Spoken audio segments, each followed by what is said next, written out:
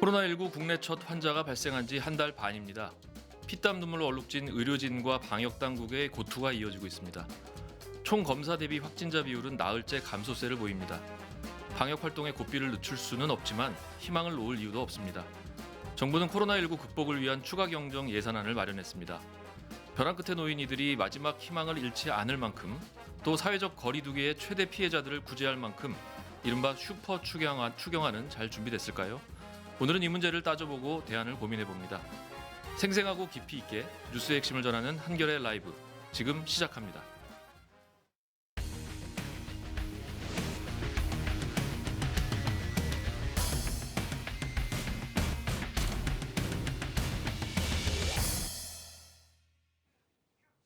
이번 코로나19 추경안을 함께 살펴보기 위해서 신생정당입니다. 시대전환 이원재 공동대표 모셨습니다. 안녕하세요. 네, 안녕하세요. 예, 오랜만이네요. 네. 예, 요즘 곳곳에서 맹활약 중이시죠? 네, 예. 너무 심하게 활약하고 있어서 최근에 정치인으로 힘듭니다. 변신하셨는데요. 네. 일단 코로나19 추경 먼저 총평부터 좀 부탁드리려고 하는데요. 문재인 대통령이 이런 말씀하셨어요. 정책적 상상력에 제한을 두지 말고 대책을 마련해라 이렇게 지시를 했는데 충분하다고 보시는지 효과가 있을지 100점 만점에 몇 점 정도로 평가하시는지 좀 얘기 좀 해주시죠. 제가 시험 점수 매기고 이런 거에 좀 거부감이 있어서 예. 이제 점수를 매기는 것보다 네. 정책적 상상력이라는 단어는 전 네. 굉장히 높게 평가합니다. 이번에 예. 그렇게 했어야 됐는데 예. 추경안에 일부 포함이 됐습니다. 일부요. 예, 일부 포함이 됐습니다만 충분하지 않다 저희는 그렇게 생각하고요. 저희 시대전환에서는 재난기본소득이라는 네. 이 정책 대안을 내놓았고 그리고 그 사실은 전체 기조상 이번에 이 코로나19 때문에 경제적으로 소득이 줄어든 분들에게 그 가장 취약한 계층부터 차곡차곡 네. 소득을 지원해야 한다 이런 입장을 계속해서 견지를 해왔습니다. 한 네. 열흘 정도 전부터 그 이야기를 계속 하고 있는데 그 내용 중에 일부가 이번에 좀 반영이 됐어요. 반영됐다면서요. 네, 예. 그 부분은 굉장히 긍정적으로 평가합니다. 예를 예. 들면 기초생활 이 보장제도상 수급자들, 네. 수급자분들에게 소득 보장을 더 해주는 상품권 형태이긴 하지만 소득 네. 보장해주는 4개월간 소득 보장해주는 그런 프로그램이 여기에 들어갔고요. 네. 또 이제 저희 취지하고 완전히 맞진 않지만 그래도 아동수당, 그러니까 7세 미만 아동이 있는 가정에 그 월 10만 원씩 4개월 동안 또 상품권을 그렇죠. 지원하는 이런 부분이 들어가는데 이 부분들은 그래도 현금 지원이 직접 지원이라는 면에서 네. 긍정적으로 평가합니다. 예, 예. 그렇지만 이제 전반적으로 볼 때 예를 들면 임대인들이 임대료를 인하하면 세금을 깎아주는 제도라든지 착한 임대인 뭐 네, 이거죠? 착한 임대인 예. 제도 좀 그거는 이번 시즌에는 맞는 제도는 아니라고 생각하고 예. 임대료 깎아주면 좋은 거지만 그건 이제 칭찬해주면 될 일이고 세금을 깎아줄 일은 아니고 오히려 어려운 임차인들에게 직접적으로 지원하는 정책을 펼쳤어야 되는 것 아닌가 이런 이제 네. 몇 가지 부분은 대단히 아쉽게 생각합니다. 예, 그렇군요. 점수로 하면 제 생각에는 한 7, 80점 될 것 같은데요. 한 뭐 72점쯤 할까요? 예. 자, 총액이 11조 7천억 원이거든요. 근데 이게 세출 확대가 8조 5천억 원, 그리고 세입 경정이 3조 2천억 원입니다. 그러니까 결국 풀리는 돈은 8조 5천억 원 정도라고 봐야 될 텐데 지원을 가장 많이 받는 계층이 어디라고 봐야 될까요, 지금? 지원을 많이 받는 계층의 액수로 따지면은 그 사실은 감염병 검역 진단 치료 같은 방역 체계 보강하는 쪽하고 예. 소상공인 회복 지원, 중소기업 회복 지원 요 부분하고 그다음에 민생 고용 지원 이렇게 세 가지가 네. 균형 있게 나와 있어요. 각각 그렇군요. 2조 3천억 원, 2조 4천억 원, 3조 원 이렇게 외형상으로는 돼 있는데 이 문제가 뭐냐면 방역 체계 보강 고도화는 저는 해야 된다고 그렇죠. 보고요. 지금 당장 그건 이제 필요한 기본적인 거니까요. 거니까. 예. 근데 두 번째, 세 번째가 이제 경제 정책인데 네. 중소기업 소상공인 회복 지원은 대부분 대출 확대입니다. 네. 그래서 지금 같은 상황에서 과연 대출을 확대하는 것이 의미가 있는가? 지금 이제 사업을 늘리고 점포를 확대하기 위해서 소상공인이 대출을 받는 경우는 아마 없을 것이고 투자를 대부분. 위한 건 아니라는 거죠. 그렇죠. 생계 지원을 받는 건데 대출 확대 나중에 회수하는 것이고 사업을 위해서 주는 거잖아요. 그래서 요거는 사실 허수가 많다 이렇게 생각을 하고요. 예. 그러면 굉장히 작은 거죠. 그렇죠. 그리고 민생 고용 지원 쪽으로 가면은 아까 말씀드렸던 저소득층 이 지원이 그래도 꽤 많이 들어 있습니다. 그래서 네. 이번 방점은 아무래도 이 방역 체계 보강하고 인생 고용 지원에 들어 있다. 예. 뭐 이렇게 평가를 할 수 있을 것 당장 같습니다. 시급한 것부터 일단 틀어막는 뭐 이런 수준이라고 봐야 그렇게 되겠네요. 돼 있습니다. 예. 네. 항목별로 이제 하나씩 뜯어보려고 하는데요. 그 전에 먼저 대구 경북 지역 지원을 위해 따로 편성된 6천억 원 규모의 예산 이것과 관련해서 해당 지역의 반응을 좀 들어보겠습니다. 대구 취재 기자와 전화 연결할 건데요. 김일우 기자 연결돼 있나요? 예, 안녕하세요. 예, 안녕하세요. 예, 네. 이번 추경안에 예. 6천억 원 규모로 지금 대구 경북 지역에 배정이 됐습니다. 네. 여기 대해서 지금 대구 경북 지역 반응은 좀 어떤가요? 네, 그 지난달 18일 대구에서 첫 확진자가 나온 이후에 이제 대구는 뭐 보름째 사실상 도시가 마비 상태에 가까운데요. 네. 뭐 단적인 예로 주말에 지하철 이용객이 평소에 5분의 1 수준밖에 안 되는 5분의 뭐 1. 뭐 10명이면 이제 2명밖에 안 남았다 이런 얘기네요. 네, 그렇습니다. 그래서 뭐 사실 이제 뭐 이렇게 저희가 이제 그 취재를 하다가 식당에 이제 식사를 하러 가면 네. 이제 문 연 가게보다 문 닫은 가게가 훨씬 많은. 네. 걱정스럽습니다. 그래서 대구는 이제 이 대기업이 없는 대신 이제 자영업자 비중이 매우 높은 편인데요. 네. 그래서 이제 이 자영업자들이 가게 문을 못 열면서 이제 경제적 어려움을 많이 호소를 하고 있습니다. 예. 그렇군요. 추경안 소식에 좀 이제 기대하는 분위기가 이제 좀 생겼는데요. 네. 하지만 아직 이제 불안감이 좀 큰 상태입니다. 이 자영업자들은 아무래도 이 돈이 좀 빨리 집행되는 게 좀 이제 원하기도 하고 이게 매우 중요할 것 같습니다. 빨리 집행되는 신속히 예. 집행되는 게 필요하다 이런 예. 말씀이시고요. 예. 대구 경북 지역 확진자 발생 상황도 좀 짚어봐야 되겠는데요. 예. 어제와 그제 이틀 동안 신천지랑 관련이 없는 시민들 확진 판정이 네. 좀 늘었습니다. 예. 맞죠? 왜 그런가요?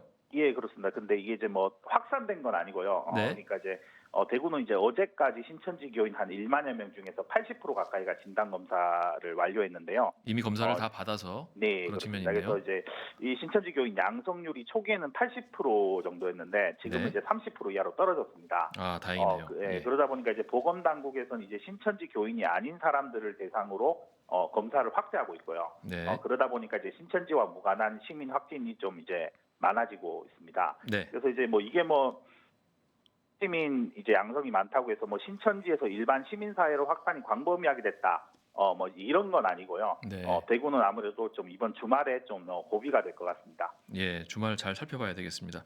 네. 그리고 그 자택 격리 중이던 대구 지역 확진자들 예. 그 생활치료센터로 이동 지금 하고 있죠? 예, 그렇습니다. 어떤가요? 생활치료센터가 좀 충분한가요? 어떤가요? 예, 제가 그 지난 2일에 이제 대구에 있는 중앙교육연수원, 그러니까 제 1호였죠. 여기에 예. 잠깐 갔었는데요. 예. 이송은 보통 이제 구급차로 하고 있고요. 네. 출입은 뭐 엄격하게 통제되고 있습니다. 차는 드나들 때마다 소독하는데요. 네. 2일에 이제 맨 처음에 이제 중앙교육연수원이 이제 문을 열었고요. 3일에는 농협경주연수원, 그러니까 4일에는 삼성인력개발원 영덕연수원 이런 식으로 이제 하루에 하나씩 늘어나는 추세입니다. 생활치료센터 수용 인원은 100명에서 200여 명 정도 되는데요. 아직은 추가 확진자 속도를 따라잡지 못해서 좀 이제 아직 대기 중인 사람들이 한 2천여 명 남아 있습니다. 아직 그런데 많이 남았네요. 예, 그렇습니다. 그런데 이제 확진자 증가세가 어제부터 좀 둔화된 상태고 네. 생활치료센터도 앞으로 하루에 몇 개씩 개소할 것으로 이제 보이는데요. 보건당국은 이번 주말까지 대구의 자가대기 확진자를 0명으로 만드는 것을 이제 목표로 하고 있습니다. 이번 주말까지 0명 예, 모두 다 소화한다 이런 뜻이네요. 예, 그렇습니다. 지금까지는 세 곳입니까? 그러면? 지금 4곳입니다. 현재까지. 네 곳. 오늘 또 한 곳 추가됐어요. 예. 예, 그렇군요. 그런데 며칠 전에 확진자 한 명이 자가격리 수칙을 어겼죠. 네. 마스크 사러 집 밖에 나왔다가 무슨 예. 기자가 발견했다고 그랬었는데 예, 맞습니다. 예. 지금 자가격리 중인 환자들 관리는 좀 잘 되고 있습니까? 예, 지금 뭐 이제 생활치료센터에 많이 이제 자가격리자를 수용했는데도 현재 이제 자가격리자가 2,000명이 넘는데요, 대구에만. 네. 이제 뭐 어떻게 관리를 하느냐라고 하면은 이제 보건소 등에서 이제 이렇게 전화로 하루에 몇 차례 이제 확인을 하거나 뭐 이제 그런 확인 전화가 아예 안 오는 경우도 많다고 합니다. 이제 그렇군요. 행정력이 따라가지를 못하는 건데요. 네. 실제 이제 뭐 공무원이 자가대기자 집을 교대로 이제 하루 종일 지킬 수는 이제 없는 그런 그렇죠. 이제 그런 어려움이 있죠. 자가격리원이어서 네. 그래서 이게 이제 근본적인 문제가 이제 병상 그러니까 생활치료센터 부족인데요. 네. 병상이랑 이제 그 격리할 수 있는 시설이 부족하다 보니까 자가격리가 늘어나고 그러다 보니까 이제 자가격리를 어기고 이탈하는 사람들이 많은데요. 결국은 이런 이제 시설 확충을 통해서 자가대기자를 최대한 줄이는 게 가장 근본적인 대책이라고 할 수 있을 것 같습니다. 네, 그렇군요. 권영진 대구시장이 고발됐죠? 네. 그 시민단체가 뭐 직무유기를 고발했다고 하는데 무슨 직무를 유기했나요? 예, 이제 뭐 신천지에 우호적이었다. 아, 뭐 이런 이유가 이제 가장 큰데요. 대구 경북 이제 주권연대, 그러니까 민권연대라는 단체가 이제 어제 대구지방경찰청에 고발장을 냈는데 네. 이 이제 고발장을 보면 크게 네 가지 이유입니다. 고발한 이유가 처음에는 이제 신천지 대구 교인들에 대해서 전수조사랑 적극적인 을 취하지 않아서 감염 확산의 골든타임을 놓쳤다. 그리고 이제 두 번째는 이제 신천지가 명단 시설 등에 대해서 협조하지 않고 있는데 강제적이고 선제적인 조치를 대구시장이 취하지 않았다. 그리고 이제 세 번째는 대구 서구보건소 감염 예방 팀장이 이제 신천지 교인임을 어기고 이제 근무하다가 막 다른 공무원에게 전염되는 사건이 있었는데 네. 여기에 대해서 이제 대구시장의 책임이 있다. 그리고 이제 저번에 좀 약간 화제가 많이 됐는데 지난달 25일 대통령이 이제 대구에 내려와서 이제 대책 회의를 그렇죠. 했었는데 그때 부시장 예, 비서. 이제 부시장 예. 비서가 이제 그러니까 이제 확진자 이제 비서와 접촉한 대구 부시장이 이제 회의에 참석시켜서 네. 이제 이 감염법 예방법상 단체장의 책무를 다하지 않았다. 뭐 이렇게 이제 네 가지 이유로 이제 고발장을 제출했습니다. 주로 신천지 관련이네요. 네, 맞습니다. 김 기자. 예. 그 권 시장의 위기 행정 이거 어떻게 평가하십니까?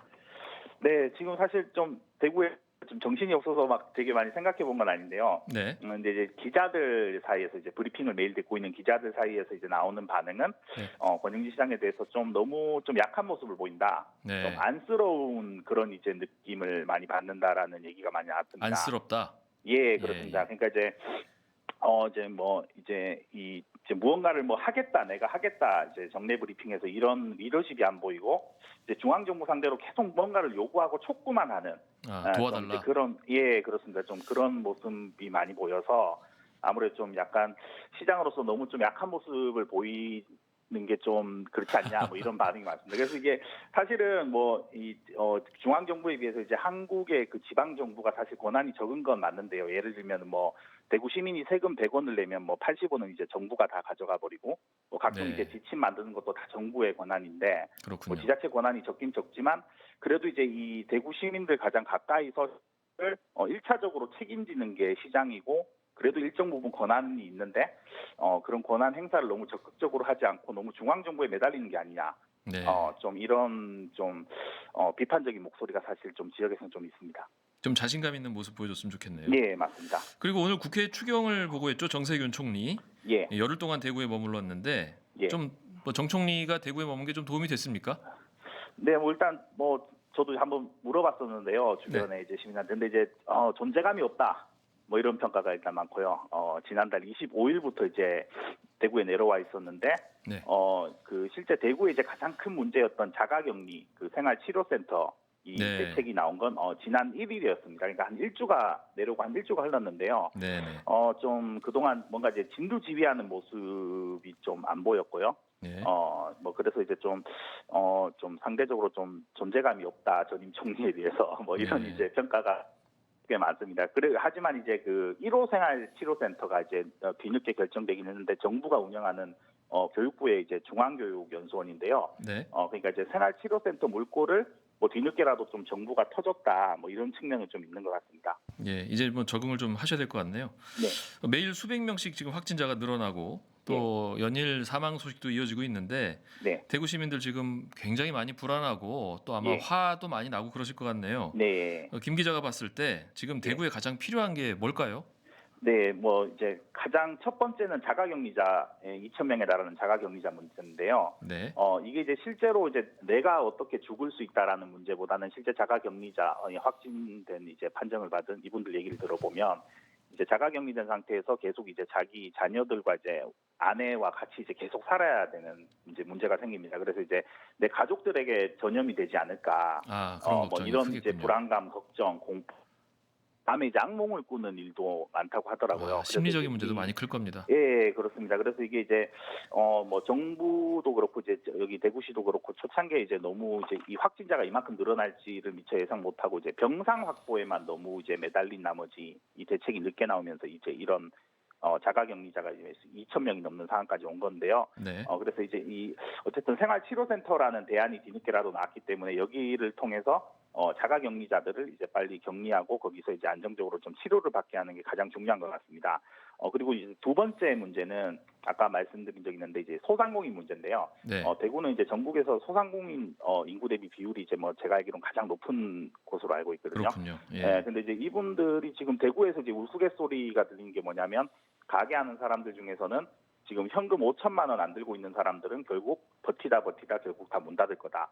이런 얘기까지 이제 나오는데요. 5천만 원이 소진되면은 이제 더 이상 쓸 돈이 없다 이런 뜻이네요. 임대료는 이제 계속 나가는 거니까요. 예, 그래서 안타깝네요. 이제 이 두 가지가 가장 좀 대구에서 시급하게 지원이 이루어져야 될 가장 큰 문제가 아닌가 싶습니다. 예, 김혜규 기자 오늘도 감사합니다. 계속 네. 수고하십시오. 네, 감사합니다. 예. 자, 이번엔 이제 다시 이원재 대표와 말씀을 다시 나눠보겠습니다. 안 그래도 방금 지금 대구에 자영업자, 소상공인 이런 얘기 나왔지 않습니까? 이 부분이 지금 너무 대출 위주다. 아까 좀 전에도 그런 말씀하셨는데 결국 대출, 보증 이런 건 결국 갚아야 할 돈이잖아요. 한계가 클 텐데 이 문제는 좀 어떻게 풀어나가야 하겠습니까? 사실 저는 이게 지금 문제가 심각한 게 어떤 거냐면 네. 아마도 이 사태가 다 진정이 된다고 하더라도 네. 그 뒤에 우리 사회 모습이 그전하고 굉장히 다를 가능성이 높아요. 네, 큰 변화. 굉장히 큰 변화가 올 수 있어요. 제가 지난주에 사실 미열이 좀 있어서 그렇습니까? 자체적으로 제 방에서 격리를 했습니다. 재택근무하면서 얼마나 열이 하셨어요? 완전히 없어질 때까지 사흘 동안 예, 사실상 방 안에만 있었어요. 식구들한테도 옮기면 안 되니까. 예. 근데 방 안에서 지나니까 그것도 지낼만 하더라고요. 예. 일도 다 하고요. 컴퓨터로 그렇죠. 전화로 일하고 식사 같은 것도 그냥 집에서 어쨌든 이 식구들이 해준 음식을 그냥 가지고 와서 먹거나 네. 반조리 식품을 그냥 데워서 뭐 먹거나 밀키트 뭐 이런 거 많죠 요즘에. 그렇게 되는 거죠. 그러니까 안 해봤으니까 그게 안 됐던 거예요. 우리 사회 많은 모습들이 사실은 다 이렇게 전환이 되고 있는데 자영업자 소상공인들의 상당 부분은 사실은 사업이 점점 어려워지고 있었죠. 그렇겠네요. 원래부터도 예, 원래부터 우리 삶의 패턴이 바뀌니까 반조리 식품 많아지고 저녁 때는 이제 집에서 시간을 보내고 그렇죠. 이제 회식이라든지 이런 게 줄어들고 있었는데 이게 급격하게 없어질 가능성이 높아요. 네, 이게 굉장히 큰 생계곤란이 올 수 있고 그래서 저희들이 재난기본소득이라는 이름으로 이제 이번에 소득이 줄어드는 자영업자나 소상공인이나 프리랜서 같은 분들은 일시적으로 월 30만 원씩 두 달 한 60만 원 도와야 한다 이렇게 주장을 했는데요. 여기서 한 걸음 더 나가서 사실은 보편적 기본소득제까지 검토를 해야 되는 상황이 저는 올 것이다 이렇게 생각합니다. 지금 대출 보증 뭐 해줘가지고 네. 사업을 좀 키워서 극복해봐라 이거는 아마 안 될 가능성이 높다 이렇게 생각을 합니다. 재난기본소득은 좀 이따 좀 더 말씀을 나누기로 하고요. 또 이 건물주가 자체적으로 임대료 깎아주도록 유도한다. 이 이제 착한 임대인 뭐 이거죠. 착한 건물주. 근데 이 제도도 착한 건물주를 만나지 못한 임차인은 또 어떻게 해야 하고 어떻게 해야 하냐. 또 착한 건물주 임대료를 정부가 일부 보조해 주는데 이건 대출 아니고 그냥 주는 거지 않습니까? 그렇죠. 그러니까 건물주는 돈을 주고 착한 사람 만나지 못한 사람은 대출 받고 뭐 이런 구조의 제도가 적절한 방향이라고 보시는지. 그러니까 아까 김일우 기자님도 말씀하셨는데 5천만 원 없어서 지금 5천만 원 다 소진되면은 그냥 생계 자체가 안 되는 분들이 굉장히 소상공인 중에는 많단 말이죠. 이런 상황에서 임대료는 어차피 못 냅니다. 어차피 못 내는데 임대인이 임대료를 깎아주면 보조를 해준다는 것은 사실 임대인을 도와주는 정책이죠. 임차인을 전혀 도와주는 게 아닌 거죠. 건물주를 위한 제도에 그렇죠. 건물주를 가깝네요. 위한 제도가 되는 겁니다. 그것도 이 임대료 깎아줘서 세액공제를 굉장히 많이 받을 정도면은 소득이 굉장히 높은 임대인이라야 됩니다. 그렇겠죠. 그래서 굉장히 비싼 건물의 소유주거나 아니면 굉장히 많은 건물의 소유주라야 이 혜택을 받을 수가 있기 때문에 이거는 소득 재분배에 굉장히 나쁜 영향을 미칠 가능성이 높다. 저는 그렇게 봅니다. 그분들의 선한 의도를 우리가 폄하할 필요는 없지만, 그럼요. 그죠? 예. 이게 뭐 제도적 정책적으로 풀 문제는 아닌 것 같다 이런 말씀이신 것 그렇죠. 같네요. 지원을 한다면 어려운 임차인 소상공인한테 직접 지원을 해야 예. 되는 거죠.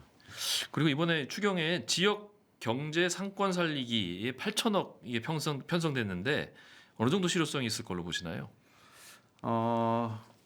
이게 이제 그 지역 상품권 발행하는 것하고 네. 초중고 방역 소요 지원이에요. 예. 그래서 사실은 그렇게 큰 액수가 아닙니다. 8천억 원인데 5천억 원은 초중고 방역 네. 소요 재원 돕는 거고 지방 재정의 좀 펑크난 부분을 도와주는 이런 정도로 5천억 원은 사실은 큰 도움이 안 되는 것이고 지역사랑 상품권 발행 확대가 이제 2천억 원이 있는데요. 네.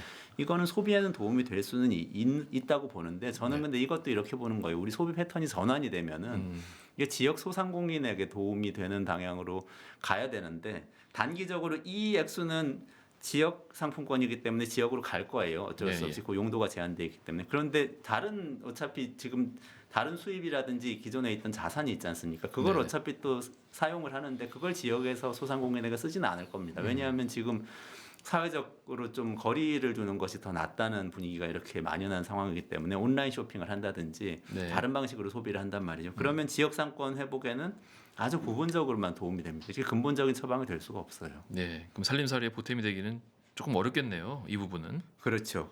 어느 정도 보탬은 되지만 네. 그게 어떤 지역 경제를 살린다는 개념에서는 이게 작동하기는 좀 어렵다 이렇게 그렇군요. 생각을 하죠. 그리고 민생 분야에서 이 고용 안정에 3조 원이 편성이 됐어요. 3조 원 고용 네네네. 안정.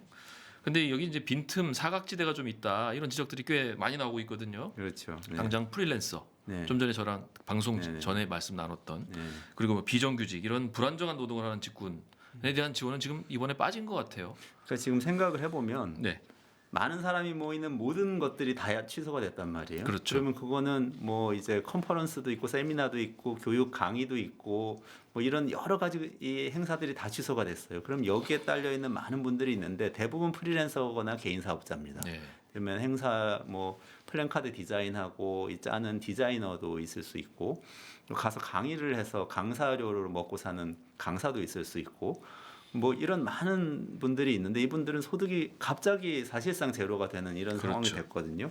그래서 사실은 이 민생고용 안정지원 3조 원은 제대로 쓰이는 부분도 있어요. 그 부분은 이제 기초생활보장제도 수급자들에게 가는 부분입니다. 처음에 아까 취약계층. 말씀하셨던 그 네네네. 부분 말씀이시죠? 취약계층에 가는 거는 예. 그거는 이제 잘 짠 것인데 예. 사실은 취약계층인 분들은 수입이 거의 없는 분들이고요. 차상위 계층이 수입이 조금 있던 분들이시거든요. 그 예, 바로 위층입니다. 네, 네.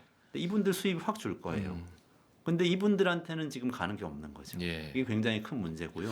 대책을 빨리 마련해야겠는데요. 이 위층이라도 하고 하더라도 소득이 줄어든 그런 프리랜서라든지 1인 개인 사업자 같은 예, 분들은 이제 복원할 방법이 지금 이 정책 안에서는 보이지가 않습니다. 그렇군요.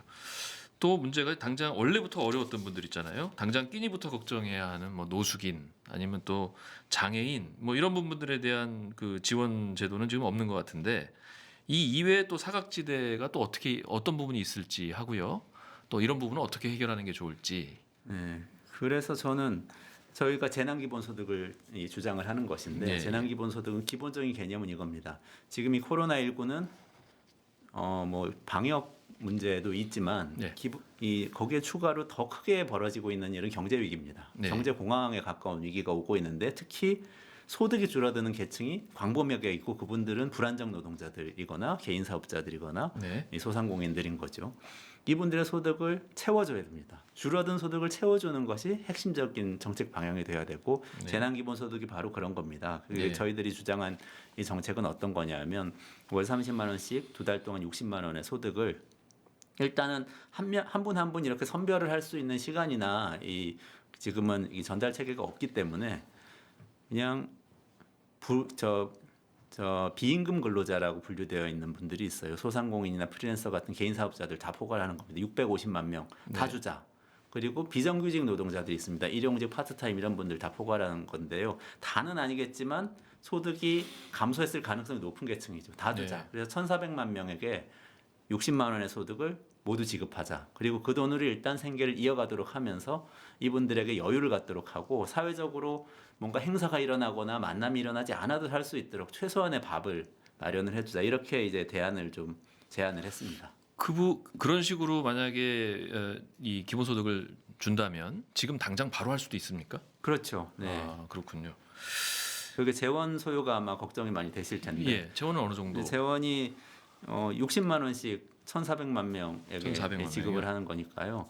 어떻게 8조 되죠? 4천억 원이 듭니다. 근데 예. 정부에서 지금 발표한 게 추경이 11조 원 이상이고요. 그 전에 기조치된 것들하고 이 모두 합치면 30조 원 가량의 이 재원을 쓴다고 이야기가 되어 있습니다. 이 중에서 지출하면 전 충분히 지출할 수 있는 액수라고 보고요. 네. 특히 이제 민생고용 지원에 3조 원밖에 들어있지 않은데 네. 사실 소상공인 회복 지원이라고 되어 있는 2.4조 원하고 민생고용 지원 합쳐서 5.4조 원, 5조 4천억 원만 해도 제가 말씀드린 이 재난기본소득 재원 중에 3분의 1을 줄 수 있는 그런 정도의 재원이 되거든요. 여기에 네. 추가로 이 약간의 재원을 마련하면 충분히 실현 가능하다고 그런데 봅니다. 한 달에 30만 원씩 두 달 60만 원 이렇게 주자는 말씀이시잖아요. 네. 그걸로 가능할까요? 1인당으로 가는 건가요? 가구당 1인당이죠. 1인당. 1인당. 아, 그렇군요. 왜냐하면 이 생계비라는 것은 개인한테 들어가는 거지 그렇죠. 가구 단위로 들어가는 것이 아니기 때문에 네, 그렇습니다. 그렇군요. 근데 이제 기본소득이라는 게 원래 기존부터 꾸준히 지금 논의가 좀 되어 왔던 측면이 있고 원래 기본소득하면 몇 가지 그 조건이 있지 않습니까? 그렇죠. 기본소득 지구 네트워크에서 설정한 걸 보니까 5가지가 있던데 하나가 정기성, 현금성, 보편성, 무조건성, 개별성 이렇게 되어 있더라고요. 네. 이 기준에 따르면 재난 기본소득은 아닌 것 같은데. 보편적 기본소득은 아니죠. 그렇죠. 그리고 그냥 이제 재난 다섯 수당 가지 뭐. 기준 중에서 중요한 거는 무조건성하고 보편성하고 개별성이거든요. 예. 개인에게 지급한다. 예. 그리고 조건 없이 누구나 지급한다. 요게 이제 그 세 가지 카테고리인데요. 네.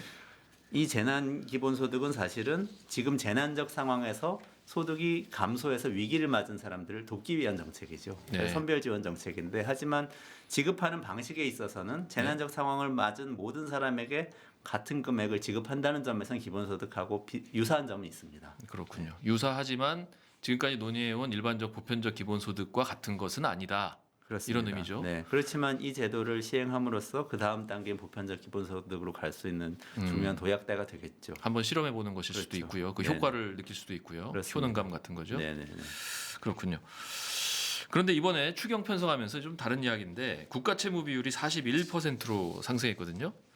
재정 건전성 우려된다 이런 지적이 아주 일부 나오는 것 같아요. 원래 보통 추경 때마다 뭐 재정 건전성 가지고 아주 난리를 쳤었는데 이번에는 뭐 그 정도는 아닌 것 같습니다. 하지만 정부가 좀 신경을 쓰는 것 같은데 이 문제는 어떻게 보시나요? 국가 채무 비율. 국가 지금 국채 한 10조 원 발행한다고 그러더라고요. 예, 예. 국채 이럴 때 발행해야죠. 그리고 그렇죠. 좋을 때 갚아야 되는 거죠. 뭐 원론적인 얘기지만 네. OECD, IMF에서 이미 지난해, 지지난해 계속해서 여러 보고서에서 한국은 재정 건전성 높기 때문에 국채를 더 발행해서 재정 지출 늘려야 된다고 계속해서 이야기를 해줬었고요. 그런 걸 감안하더라도 지금 같은 상황에서는 나라 빚을 늘려서 국민들에게 줘야죠. 그리고 이제 나중에 상황이 좋아지면 다시 갚으면 됩니다. 근데 기재부에서 특히 이걸 되게 신경 쓰는 것 같은데 왜 그런 걸까요? 관성적인 건가요? 아니면 뭐 저는 관행적이라고 봅니다. 관행적인 거. 그게 뭐 그 국채 발행할 때의 이 문제, 그 국가 신인도의 문제라든지 이런 것들이 이제 걱정을 하는데 네. 지금 선진국 중에서 우리나라만큼 저 국가 채무 비율이 낮은 곳이 없기 때문에 네. 그거는 사실은 지나친 우려다 저는 이렇게 생각합니다. 예, 그렇군요. 그리고 경기가 회복되면 말씀하신 것처럼 세입도 늘어나니까 뭐 재정 건전성에 기여하는 부분도 있겠죠. 추경안처럼 상품권으로 주든 재난기본소득으로 현금으로 주든. 근데 문제는 지금 이제 이 질병 문제 아닙니까? 외출 삼가고 뭐 사회적 거리두기 해라, 만남을 최소화해라 이런 상황에서 소비가 늘고 경기가 회복되고 이런 게 과연 뭐 그게 뭐 상품권이든 아니면 현금이든 그냥 줬을 때 그게 가능할지 다른 아이디어 뭐 이런 게 없을지. 말씀하셨다시피 자가격리하실 때 그러니까, 집에서 네. 그냥 해주는 음식 드셨다고 했잖아요. 네, 그러니까 제가 그때 했던 활동들을 생각해 보면 네, 컴퓨터로 텔레그램에 접속해서 텔레그램으로 계속 회의를 하고 그러죠. 온라인 화상 회의를 하고 그다음에 글을 써서 보내고 전화를 하고 그다음에 텔레비전을 켜서 넷플릭스를 보고 뭐 이런 활동들을 계속 했어요. 네, 그리고 이 온라인으로 뭔가를 주문해서 받고 이런 네. 활동들이 사실은 근데 우리 경제를 전환시킬 거라고 저는 생각해요. 이미 네. 많은 기업들에서 재택근무가 활성화되면서 온라인 이 원격근무 시스템이 정착이 되고 있어요. 그동안 할 수 있었는데 관행 때문에 사무실에 와서 관리를 하는 게 굉장히 많았거든요. 그게 예, 예. 완전히 원격근무를 할 수 있는 관행으로 옮겨가고 있는 거예요. 저는 이 코로나 사태가 진정이 된다고 하더라도 이게 완전히 바뀔 것 같아요. 그러면 어떻게 되냐면은 아무리 이렇게 상품권으로 주고 현금을 주고 해도 소용이 별로 없죠. 효과가 크지 전통적인 않겠죠. 유통 사업이 성공할 수가 없습니다. 예. 오히려 이제 디지털 전환이 일어나서 뭐 그런 것들은 잘 될 수 있죠. 온라인 네, 예. 쇼핑이라든지 온라인 쇼핑과 연관된 기술 그리고 이런 텔레컨퍼런스하고 관련된 기술 이런 것들 훨씬 더 활성화될 거라고 보고 또 이제 다른 방식의 이제 가정 내에서 할 수 있는 여러 가지 활동, 문화 콘텐츠 소비라든지 이런 것들은 저는 늘어날 것 같아요. 극장에 예. 가서 보는 대신 그렇죠. 집에서 텔레비전을 통해서 뭔가를 소비한다든지 이런 거 늘어날 거라고 보고 그렇게 생각해 보면 전환을 준비해야 됩니다. 그래서 네. 사실은 이제 시대 전환에서는 사실 저희의 메인 정책은 이 네. 주요 정책 중에 하나가 보편적 기본소득제인데요. 기본소득제를 도입해서 모든 국민에게 최소한의 생계를 보장해 줌으로써 이런 형태의 전환이 일어나면서 지금 있는 사업 너무 어려우면은 접고 다른 일을 하실 수 있도록 몇 개월간 몇 년간의 여유를 가질 수 있도록 이렇게 만들어 드리는 것이 궁극적으로는 필요하다. 그래서 우리 경제가 전환해야 됩니다. 저는 네. 그렇게 생각을 합니다. 전환이라는 단어를 굉장히 자주 쓰시네요. 예. 어쨌든 전환하기 위한 어떤 여건을 마련해주기 위해서라도 기본소득이 필요하다 이런 말씀이신 것 같네요. 그렇습니다. 자 마지막으로 미국 같은 경우에 엊그제였죠 빅컷 정책 금리를 0.5% 포인트를 전격적으로 인하를 했죠. 우리도 금리 인하 움직임이 있고요.